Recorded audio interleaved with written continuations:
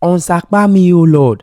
That's the prayer you make when you want to go from here to here. Somebody say, yeah, yeah. This is Apostle Femi Lazarus. He's a lead pastor of Light Nation Church and is a trained public health professional, but he serves majorly as a pastor and he has left the medical field ever since. Now, everybody knows his story because he tells them in most of his preaching of how he had to stay back after school.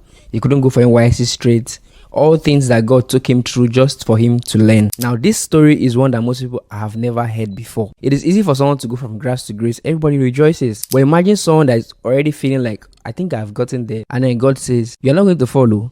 Use your hand to give all that you have to someone else, to some ministry, and go and start again from beginning after you have tasted what you feel is God's goodness. So according to him, after building a thriving work in Ibadan Church, which was the headquarters at the time, God told him to sell his car, give out all the money in his account, including rent, and put a resident pastor in the Ibadan branch and go and start a new work in Abuja, which is where he is till today. When our church got to Abuja, on Sunday mornings, I will walk out sometimes and do prayer work. And I will be telling God, we had a thriving work in Ibadan. I was holding 2 services. You asked me to leave and you said I should go to Abuja. You asked me to drop my car. I did, first and second. You asked me to drop all the money in my account, including my rent. I did. You sent me to this city. I can't afford rent. Funny thing is, he didn't have rent for a house.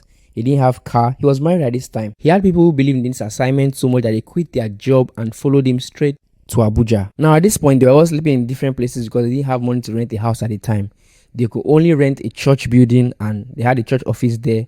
And at sometimes that's where they sleep and they work from there. For weeks, we were lodging about. And people resigned their work because they believe God sent me enough to follow me. That's crazy. They trusted me to resign. And now I've packed people's children, including couples. And wife had to be sleeping somewhere and husband somewhere else. Things got so bad that at one point they were arrested and mistaken for miscreants. So he went to God and said, God, I beg, this is not a tired person. At least give us shelter, give us money so we can rent a place to lay our heads. And this was what he was told. Police came to round us up, where we all gathered ourselves. I said they reported that they were seeing some miscreants here. I said, we are not. We are pastors. And then collected our phones, ran through, so that, okay, these are pastors. That was when I went to church office. Imagine we've taken church office, church building, we've rented a place, paid. His house we didn't have. Then I went to the church office and I was at the window and I shed tears. God, I know you are training me. I know you are teaching me something. I won't argue. Just small money. Let's just get a place. You know, sometimes God speaks hilariously. And he said, look from the window where you are standing. I look. He said, I'm going to give you a city in the city. Thank you, Lord. But rent first. Let's start with rent. This one you have said, we'll come back to it. We will come. Are you following what I'm saying? You are asking God for something obvious. And he's saying, so, meaning that in the realm that he is, this one is not a problem anymore. He got scammed by his own church member, someone that he won as a soul in the church. I was scammed. He wasn't yet a pastor at this time. He was just a leader in church and also a teacher on the side. So a long while ago, during evangelism, he had met this lady. He preached to her. She claimed to have given her life to Christ. But this lady was part of a scamming gang and he never knew about it. The lady saw the desperation in him and the way he walked because he needed money. Then she took advantage of him. So after a few weeks of coming to church, she went to him and said, brother, see, I'm into importation and I have a consignment that is coming but it has been seized. What happened was that while they were packaging it, someone's wallet fell into my package. And the wallet has about $25,000. Now they are saying that they have seized it at the port and I need so amount to pay. All I want is my goods. But the person who sent it said, if I can pay this money, that they'll split the $25,000 with me. So if you can join me in paying this money, the person promises to give you about $5,000 if you want. I had $25,000. Me that I was going through wilderness. So Apostle Femi Lazarus was like, yes, I will split it with you. They got on a call and I was speaking to the person. The person had this British accent, was speaking in Queen's English and everything was going on fine. I said this American number. They asked for the first batch of the money. He went, rallied around, even went to his sister in church.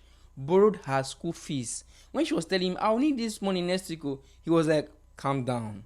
I will pay you double. He was so sure that this whole money thing was going to come through. Matter of fact, according to him, when he's walking on the road, there are these 3 shops that he used to sight. His plans was that he would break the 3 shops into one, and it was going to be one side for salon, one side for football, and the other side he can be having ice cream or something. I mean, his dreams were not big at the time. But like all scams, he has to keep on going. So they called again. Hello, Gino, we need some money. This is second stage. And he said, you want money? I'll get you more money. I'll get you more money. I got another money. He went again, borrowed from everywhere. But as if God will show him mercy. One day he was in class teaching a student, and then a call came in. It was from them. He doesn't used to pick call in class, but because it was them, he had to pick. He thought money had already come in. Unknown to them that they were calling him, they were just talking on their own. Imagine, they were speaking thick pidgin English. He even mentioned the town where they are speaking from, and all the plans of how they were going to collect more money from him, they were saying it on the phone. This call went on for like 10 minutes straight. Chai! All his plans, all his ambitions, $5,000, all gone. I felt like urinating. I was sweating. But you know what? The lady who he had brought to church that put him in all these things, she magically disappeared. The number they isn't calling him, after they realized that they were calling him, they blocked him. That was the last time he ever heard from any of them. You see, desperation is something that scammers see in you, and they used to get you. They don't care how little you have, they will take every single bit of it for their own enjoyment. Stay safe out there. Many people are falling for one or two of this scam. In fact, the most recent one was CBEX. If you are falling for this type of scam or any type of scam, let me know in the comments. That's how I was scammed.